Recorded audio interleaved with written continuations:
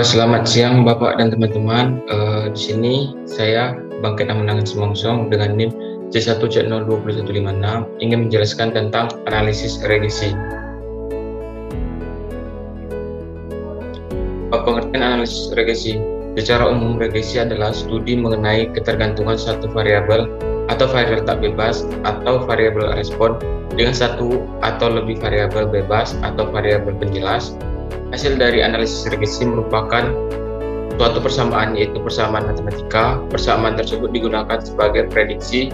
Dengan demikian, analisis regresi sering disebut dengan analisis prediksi.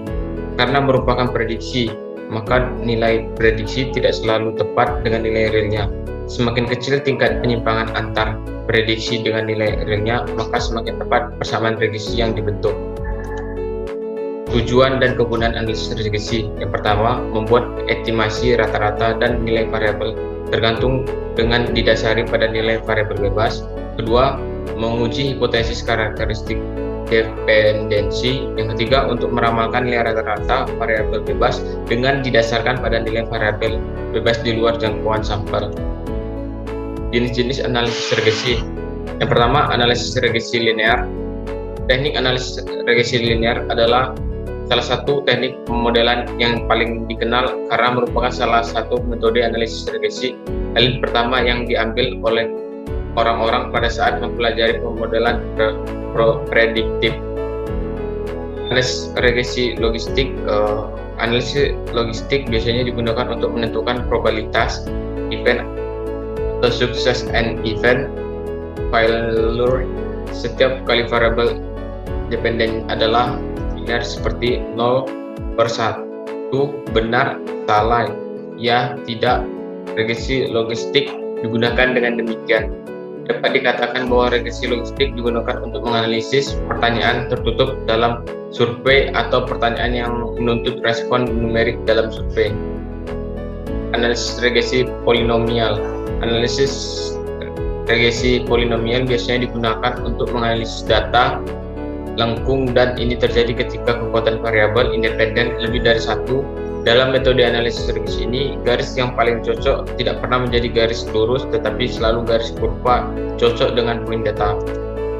Analisis regresi bertahap. Analisis regresi bertahap adalah proses semi otomatis yang dengannya model statistik dibangun baik dengan menambahkan menghapus variabel bergantung pada statistik dari koefisien estimasi mereka.